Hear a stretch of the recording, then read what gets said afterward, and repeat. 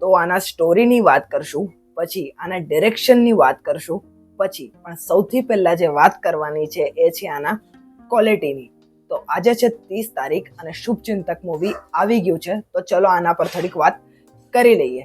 તો સૌથી પહેલા જેમ મેં કીધું કે આની ક્વોલિટીની મારે વાત કરવી છે, તો આના પ્રોડક્શન વેલ્યુની સૌથી પહેલા આપણે વાત કરીએ તો આની પ્રોડક્શન વેલ્યુ ઘણી જ સારી છે. આપણે એમ કહીએ તો આ જે ગુજરાતી મૂવીનો જે સ્ટીરિયોટાઇપ છે એ આ મૂવીનો જે પ્રોડક્શન વેલ્યુ છે એ બ્રેક કરે છે. આમાં જેટલાય ટેકનિકલ મુદ્દા છે એ બધા જ બહુ જ સારી રીતે આમાં દેખાઈ રહ્યા છે.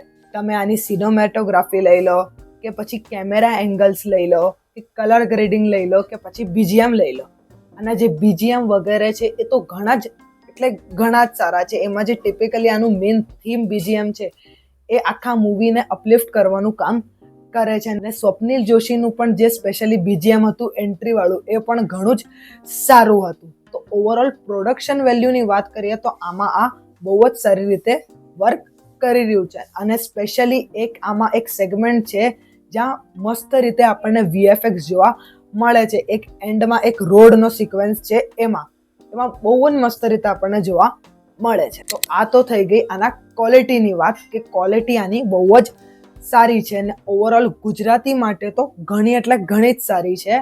આપણને લાગે નહીં કે આપણે ગુજરાતી મૂવી જોઈ રહ્યા છે. તો વાત કરીએ આના સ્ટોરીની, તો હું શોર્ટમાં આટલી જ સ્ટોરી કહીશ જેટલું આપણે ટ્રેલરમાં જોયું છે. તો માનસી પારેખના ભાઈનું બ્રિજના નીચે મૃત્યુ થયું છે.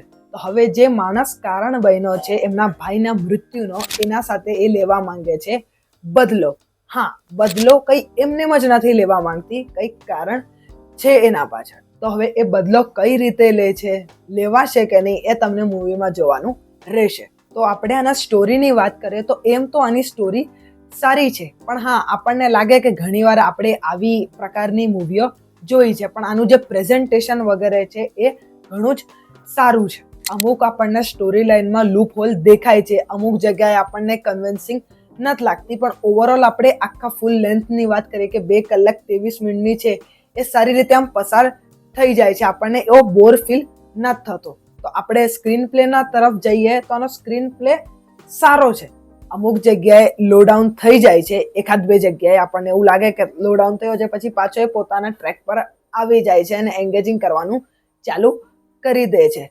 અને આનો ઇન્ટરવલ બ્લોક પણ સારો છે. તો સ્ટોરીના નેગેટિવ પોઈન્ટની હું વાત કરું તો અમુક જગ્યાએ આ જે સ્ટોરી છે એ પ્રિડિક્ટેબલ બની જાય છે.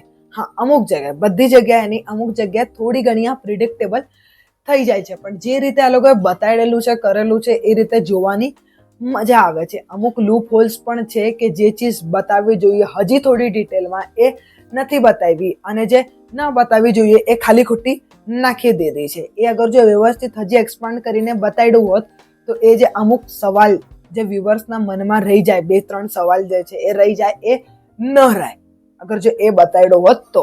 પણ આપણે ખાલી ગુજરાતી ઇન્ડસ્ટ્રીને ધ્યાનમાં રાખીને આ જોઈએ તો આ ઘણું જ એક સારી સ્ટોરી લાઈન અને મેકિંગ છે.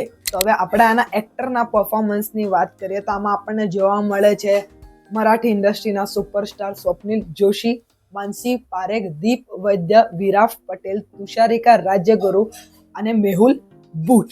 તો સૌથી પહેલા સ્વપ્નિલ જોશીની વાત કરીએ તો એમનું પરફોર્મન્સ બહુ જ જોરદાર છે. એ છે મરાઠી, પણ એમનું જે ગુજરાતી જે ફ્લુએન્ટલી નીકળે છે, આપણને લાગે જ નહીં કે એ મરાઠી એક્ટર છે.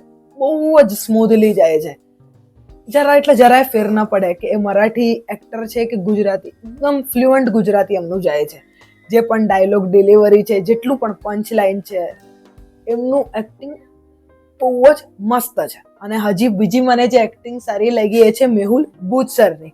એમની પણ જે નેગેટિવ શેડમાં કેરેક્ટર છે એ મસ્ત એમને નિભાવેલો છે. એમનો જે બેસી વોઇસ છે એમાં બહુ જ સારી રીતે એમને નિભાવેલો છે. બાકી બધાની જ એક્ટિંગ સારી છે. દીપની પણ આપણને સારી જોવા મળે છે, માનસી પારેખની પણ, તુષારિકા મેડમની પણ, બધાની આપણને સારી એક્ટિંગ આમાં જોવા મળી રહી છે. પછી આમાં જે એક છાયા કરીને જે કેરેક્ટર છે એમની પણ એક્ટિંગ બહુ જ મસ્ત હતી. તો ઓવરઓલ એક્ટિંગ એક સારું પાસું છે આ એક મૂવીમાં. તો ઓવરઓલ આપણે આ મૂવીની વાત કરીએ તો આ એક સારી મૂવી છે, સ્પેશિયલી ગુજરાતી ઇન્ડસ્ટ્રી માટે. હિન્દીમાં જોઈ હશે આવી, પણ ગુજરાતી માટે આ એક સારી મૂવી છે. હા, જેમ મેં કીધું એમ અમુક લૂપ હોલ છે જે સુધાર્યા હોત તો આ હજી સારી રીતે બની હોત, કે જે અમુક જે ટ્વિસ્ટ એન્ડ ટર્ન્સ છે એ હજી શોકિંગ હોત, કે હજી ચકિત કરે એવા હોત તો એ જોવાની મજા આવી હોત, જે થોડા ઘણા પ્રેડિક્ટેબલ છે એ. તો ઓવરઓલ આ મૂવીની વાત કરું તો મને આ મૂવી